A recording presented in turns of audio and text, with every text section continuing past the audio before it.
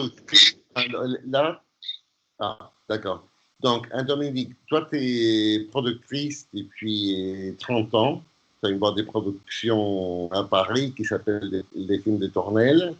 Et ensuite aussi, tu avais une boîte à Beyrouth Et à Bruxelles. Et à Bruxelles. Alors, comment tu vois l'état actuel du cinéma par rapport à son avenir vis-à-vis du coronavirus? C'est une question très très vaste, évidemment. Il y a plusieurs temps. Dans le temps présent, c'est évidemment catastrophique, dans le sens où tout s'est arrêté, et à tous les stades des films, que ce soit de la fabrication, surtout de l'exploitation, de la distribution, des festivals, il n'y a plus rien, il y a vraiment un arrêt complet, et donc c'est dramatique, parce que toute l'industrie s'est arrêtée, donc il y a des gens qui sont dans des situations très très dramatique. Et puis, l'autre chose qui n'est pas très enthousiasmante, c'est qu'on ne sait pas trop comment on va pouvoir s'en sortir pour le moment. On essaye de trouver des solutions, mais en même temps, il n'y a pas de... C'est pas comme si on savait exactement ce qu'on devait faire pour pouvoir sortir de là. Donc, on doit y aller à tâtons, on doit réfléchir, mais on ne sait pas trop dans quelle direction. Donc, c'est un peu compliqué. Donc, aujourd'hui, la situation est catastrophique économiquement. Les perspectives sont très floues. Et en même temps, je ne suis pas pessimiste, parce que d'abord, j'ai un caractère optimiste, et parce que je pense que les gens auront toujours envie de cinéma, et que quand on aura récupéré une manière de faire, et un rythme de croisière, je pense qu'on aura retrouvé une envie de cinéma. Enfin, que l'envie de cinéma, elle ne va jamais disparaître, je pense.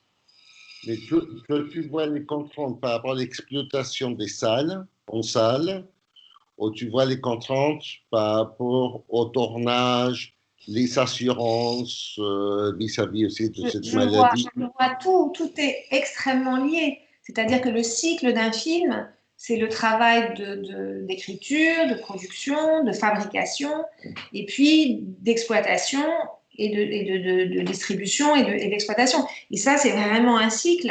Et donc, à quel que soit où qu'on soit dans ce cycle, il y a un moment, si tout n'est pas réparé, on va être pénalisé, on va être bloqué. Donc moi, en tant que productrice, j'ai énormément de chance parce que en ce moment, je n'ai pas de film en tournage. Donc, je n'ai pas un film qui s'est arrêté en plein tournage et je n'ai pas un film qui était terminé et qui attendait de sortir. Donc, ces deux moments clés-là, qui sont des moments qui sont vraiment très, très durs à vivre pour les gens qui sont dans cette situation-là, soit ils ont un film qui s'arrête en tournage, soit ils ont un film qui était prêt, qui devait sortir et ça s'arrête aussi. Ça, c'est vraiment très difficile. Ça, je ne le vis pas, mais je peux vraiment le comprendre et compatir. Mais par contre, pour le futur, tout est lié.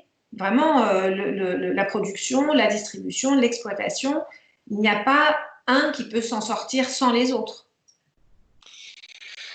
Et toi, tu as des propositions vis-à-vis de ce qu'il faudrait faire parce que chaque pays, chaque industrie, même si tout le monde est à peu près perdu par rapport à ce qui va se passer, ont des propositions différentes.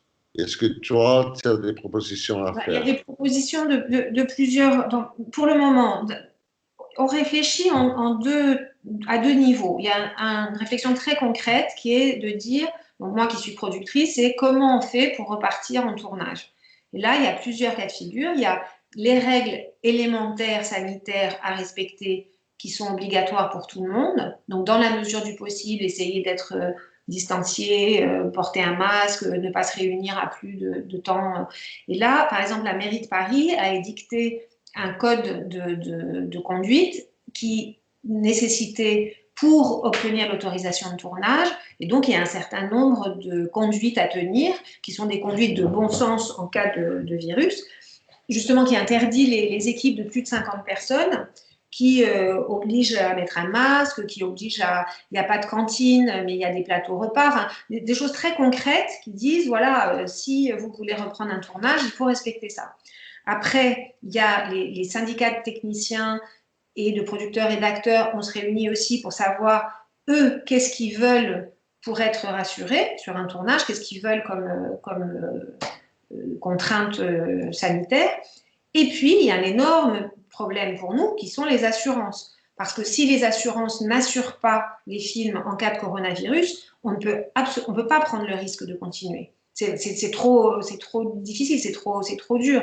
Et donc là, l'État français est en train, avec le CNC, est en train de réfléchir à mettre au point un fonds d'indemnisation qui viendrait temporairement pallier les assurances. Et comme ça, qui permettrait aux films de se faire. Et si tout d'un coup, il y a un arrêt, ce fonds d'indemnisation prendrait en charge le coût de l'arrêt. Donc ça, c'est des mesures très concrètes, très temporaires en ce moment pour essayer de régler le problème. Et je pense qu'il faut vraiment participer à la réflexion et essayer d'être à la fois ouvert, imaginatif, pas trop parano et en même temps sain. Donc ça, c'est une chose. Après, il y a aussi des règles pour la sortie des films. Donc ça, c'est les distributeurs. Donc moi, je ne suis pas directement concernée par ça en ce moment, mais les distributeurs qui réfléchissent ensemble à comment distribuer les films qui étaient sortis ou qui allaient sortir et qui ne sont pas sortis, parce qu'il y a un embouteillage. Il y a, le 17 mars, il y avait déjà énormément de films à l'affiche, dont certains venaient de sortir, plus entre le 17 mars et le 7 mai, il y a 15 films par semaine qui se préparaient à sortir. Donc là, il y a une espèce d'étranglement, plus tous les films qui étaient prêts pour le Festival de Cannes. Au moment du Festival de Cannes, c'est vraiment la période d'effervescence totale dans le cinéma, et les gens attendent, gardent leurs films prêts en se disant, si jamais je suis pris à Cannes, il y aura comme un label, comme un coup de projecteur incroyable sur le film, donc je vais le garder. Donc tous ces films-là qui étaient prêts, qui n'avaient pas forcément de date de sortie, mais qui étaient prêts, donc entre les films qui étaient prêts à sortir, les films qui étaient prêts pour Cannes, ça fait une masse considérable de films qui sont prêts. Donc si jamais les salles rouvrent, il faudra aussi faire une espèce de code de bonne conduite pour savoir par qui on commence, quel film on met en premier, parce qu'on ne va pas tout sortir en même temps. Donc c'est un peu compliqué. Et ce qui est très très important en ce moment avec tout ça, c'est le lien de solidarité entre toutes les professions et tout le cinéma, ce qui en général est le cas. C'est-à-dire que souvent, en tout cas en France, c'est une industrie qui est très représentée. Il y a beaucoup de syndicats, il y a beaucoup de fédérations, et donc les gens discutent vraiment beaucoup ensemble pour essayer de trouver les bonnes solutions. Alors c'est toujours un peu la guerre quelquefois, mais au moins il y a vraiment une réflexion collective en France. Y a-t-il des points de vue différents, justement, vis-à-vis des différentes associations? Certainement, je ne sais pas, je peux pas, mais certainement chacun défend son intérêt.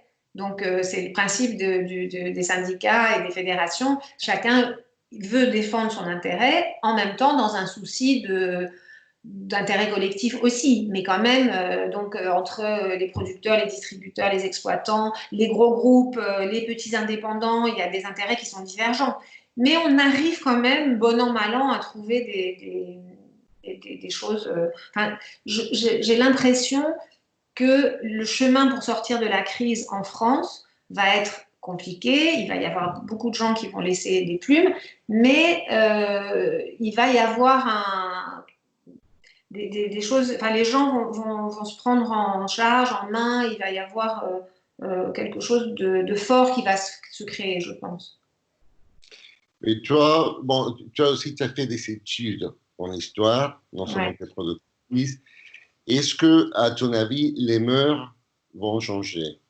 Si Alors, vis-à-vis du cinéma. par rapport aux salles de cinéma, moi, je ne crois pas. Alors ça, c'est vraiment, on n'en sait rien, parce que c'est vrai que les plateformes grossissent, grandissent. C'est vrai que pendant le confinement, la consommation de films en VOD a augmenté terriblement, puisque les gens n'avaient que ça à faire, c'était de regarder les films et regarder la télévision, les plateformes, etc. Et donc, est-ce que ça sera au détriment du cinéma? Eh ben moi, je ne pense pas, parce que moi, je pense que le plaisir d'aller en salle, de voir un film, est différent du plaisir de voir un film à la télévision seul avec sa famille ou chez soi. Et que ce plaisir-là, d'aller... Il y a quelqu'un qui disait cette comparaison, je trouvais jolie, c'était comme les gens font à manger chez eux et ils aiment bien faire la cuisine, mais ils aiment aussi aller au restaurant. C'est pas antinomique, c'est pas l'un contre l'autre. Donc, je pense que ce sont deux. Moi, j'ai toujours cru que le cinéma n'était pas menacé par les plateformes et par la télévision.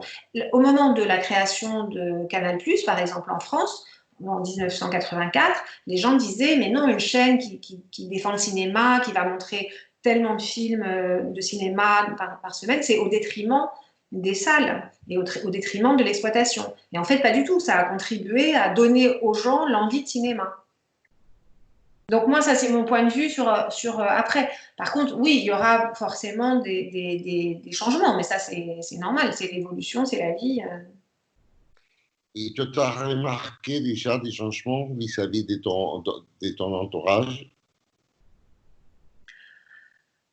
Par rapport à la crise du coronavirus, par rapport Ouais. au fait de sortir, oui, mais ça, je pense que c'est un peu comme dans la vie, c'est-à-dire qu'il y a des gens qui sont extrêmement parano et qui sont qui ont peur et qui donc n'imaginent pas sortir, n'imaginent pas aller au cinéma, aller au théâtre avant très très longtemps parce qu'ils auront vraiment besoin d'être rassurés.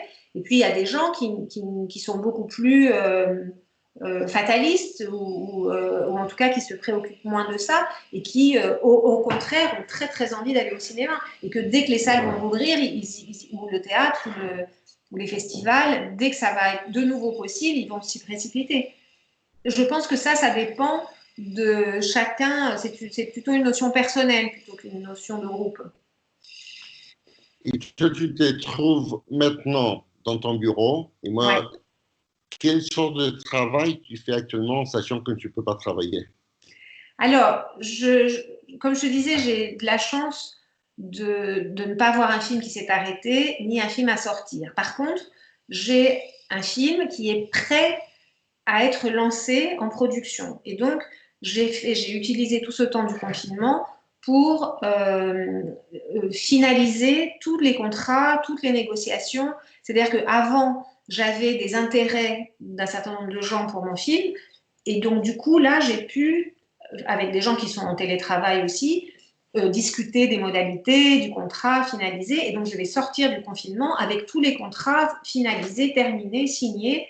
Et donc, ça, c'est déjà une grande avancée. Donc, ça, c'est pour le film que j'ai à faire prochainement. Sinon, il y a eu beaucoup aussi de travail sur l'écriture, de discussions avec les auteurs sur les projets, de lecture des projets avancés. Et voilà, donc c'était essentiellement ces deux choses-là. Parce que c'est vrai que sur les films qui n'étaient pas encore, les films qui ne sont pas encore terminés, c'est pas la très bonne période pour lancer le financement. Parce que les gens doivent gérer ce qui est déjà fait. Et du coup, de leur proposer des nouveaux projets, c'était pas le moment. Mais par contre, travailler avec les auteurs, ça oui, et travailler sur les films qui sont déjà plus avancés, ça aussi. Mais le petit moment de creux, c'était un film qui serait terminé, qu'il faut que je mette sur le marché maintenant, enfin du financement. Là, c'est pas terminé pour le moment, mais ça viendra. Et quelle est la réaction de ton entourage? Toi, bon, tu connais des écrivains, des réalisateurs, des producteurs, et toi, tu es quelqu'un d'enthousiaste, d'optimiste, mais il y a des gens dans ces moments qui ont du mal, parfois même, je sais pas, parler au téléphone ou de trouver un sens pour Oui, continuer à travailler ou écrire un scénario. Toi, bah, je pense que il y a eu plusieurs phases. Ça fait longtemps maintenant, ça fait un mois et demi. Et donc, pendant un mois et demi, les gens ne sont pas égaux et pendant toute la période. Donc, il y a eu une période d'un peu de sidération. Qu'est-ce que c'est un peu une période aussi d'euphorie en disant mais c'est génial, on va pouvoir lire, regarder des films et tout ça. Puis après, une période un peu de dépression parce que et justement pour les écrivains ou les auteurs de films, euh, c'est pas la même chose, je pense, d'être obligé de rester confiné ou de choisir d'être, quand on est artiste, auteur, en tout cas écrivain ou scénariste ou compositeur, on est d'une certaine manière confiné, on est chez soi, on écrit, on veut voir personne pendant un temps, mais on le choisit, et on le choisit et on l'est dans un monde qui va vite autour de soi. Et du coup, je pense que ça crée un état qui facilite la création. Alors que d'être confiné dans un monde confiné, je pense que ça déstabilise beaucoup les créateurs, ils ne peuvent pas recréer cette bulle, alors que ils pourraient, puisque c'est au contraire, c'est une super bulle. Mais je pense que non, c'est pas le même, ça leur fait pas le même effet. Et donc il y a beaucoup de gens, oui, qui se posent des questions, oui, puis il y a des gens qui sont un peu déprimés, qui peuvent rien faire, et puis il y en a d'autres qui sont bien. Toi, par exemple, tu continues à recevoir des scénarios dans ce mandat ou... Je reçois des scénarios de gens avec qui j'étais déjà en contact. Ah, C'est-à-dire d'accord. que je développe des films en ce moment avec des auteurs. Donc là, comme je te disais, ils m'envoient des versions, on discute, on parle, etc. Un scénario qui vient de nulle part, franchement, puis j'ai pas du tout envie de le considérer là pour le coup. Mhm. Il y a vraiment trop d'incertitudes. Et finalement, la France par rapport aux autres pays, à ton avis, t'as bien ou pas, ou mal géré de cette problématique? Bah, moi, c'est que mon avis, mais donc ça ne vaut rien. Mais Non, non, moi, mais je ça... pense que c'est tellement difficile. Il y a tellement d'incertitudes, il y a tellement d'évolutions, de revirements, des choses il n'y a aucune certitude scientifique, il y a des progrès tout le temps, il y a des marches arrière. Donc, gérer quelque chose d'aussi compliqué dans un contexte aussi incertain, moi, je pense que ils ont fait de leur mieux et que quelquefois c'était bien, quelquefois c'était pas bien, mais je suis pas très pour leur jeter la pierre et en disant que je comprends pas très bien ça, franchement. Moi, je pense que ils ont essayé de gérer au mieux à la fois la crise sanitaire, la crise économique. Mais c'est mon avis. Il y a des gens que tout le monde ne partage pas, puisque en France, il y a une très très grosse critique du gouvernement et de la manière dont a été gérée la crise. Mais moi, je pense que qu'est-ce que je crois que leur état d'esprit, en tout cas, était de faire au mieux et qu'ils ont fait au mieux. Alors, dans ces cas-là, on peut pas tout réussir, mais ils ont quand même avancé, quoi. Et toi, au niveau personnel, t'as peur de, je sais pas, Non. non. Non, non, mais c'est mon tempérament. Moi, je suis pas une inquiète, je suis pas une. Donc, je suis pas non plus. Bon, je suis très, très, très privilégiée. J'habite dans un grand appartement, j'ai pas de problème de confinement compliqué. Je n'ai pas été malade, mes proches n'ont pas été malades. Donc, je n'ai rien subi à cause de cette maladie. Donc déjà, j'ai une vision qui est déformée par ça. Mais sachant ça, je ne me fais pas des propres peurs. Je remercie le fait d'être privilégiée, d'avoir eu de la chance, et du coup, je vis normalement sans crainte particulière. Mais ça, c'est vraiment une question de tempérament. Et ça, je sais que moi, je n'ai pas un tempérament inquiet. Donc, D'accord. Et toi, t'aimerais dire quelque chose, même non seulement au j'aimerais monde. bien voyager. Moi, ça, c'est vrai que ce qui me manque le plus, c'est l'idée de voyager. C'est ça qui est dans mon métier, je vois comment je peux trouver des choses. J'ai une galerie d'art aussi que j'ai fermée. Donc, pour le moment, je ne la rouvre pas. Je ne sais pas quand je vais la rouvrir.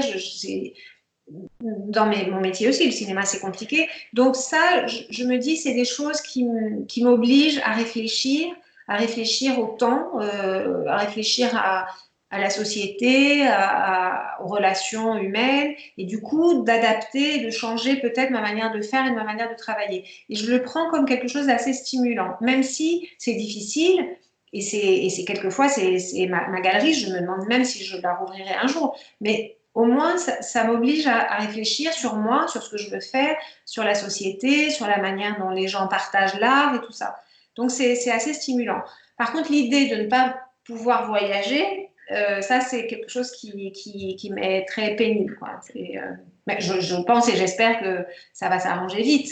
Mais je n'aime pas l'idée de me dire dorénavant, on sera forcément un peu plus chez soi, dans un périmètre un peu plus court. Moi, je suis vraiment quelqu'un qui raisonne en termes mondiaux et du coup, je n'aime pas cette idée de devoir changer cette manière de penser-là. Et là, dans la question, tu m'avais dit que bon, tu as beaucoup réfléchi justement à partir de ce contexte-là. Et tu as réfléchi à quoi au niveau personnel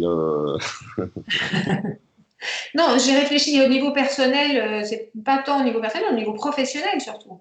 Comment hein, sont liés. c'est lié, oui, dans mon cas, en plus, c'est très lié parce que c'est ma vie et mon travail et mon activité générale est une. Mais en tout cas, par exemple, je réfléchis, mais ça c'est quelque chose de très très personnel et que je n'ai partagé avec personne. Donc je suis en train de me demander si ça ne serait pas intéressant de vendre ma société en ce moment, parce que j'ai une société qui a 30 ans, comme tu dis, qui a produit 30 films, enfin même plus, mais j'aime bien dire 30 ans, 30 films. Et, et donc, j'ai toujours été une société indépendante qui m'appartient et qui n'appartient qu'à moi. Et j'ai toujours beaucoup aimé cette idée, ce parcours, cette force, cette indépendance et tout ça. Et là, je me dis que peut-être j'aurais cette même force, cette même indépendance, mais si je vendais tout ce que j'avais fait avant, et je pourrais repartir sur d'autres choses, mais encore plus légères. Ça, c'est quelque chose, par exemple, qui germait avant, mais qui me vient plus. Et peut-être ça vient de l'idée, à cause du coronavirus et de la crise, de l'envie et de la volonté d'être vraiment très, très légère. Mais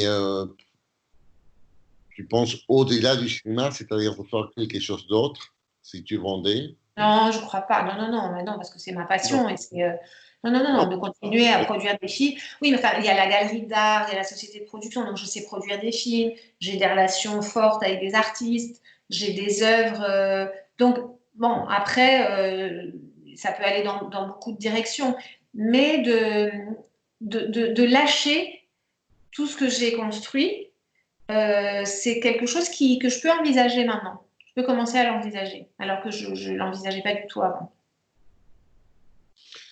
Je vois. Bon, Dominique, moi, je te remercie beaucoup. Mais oui, Et de rien, merci à toi. j'espère que bon, les choses, d'une façon ou d'une autre, vont se résoudre. On verra Ah, bien.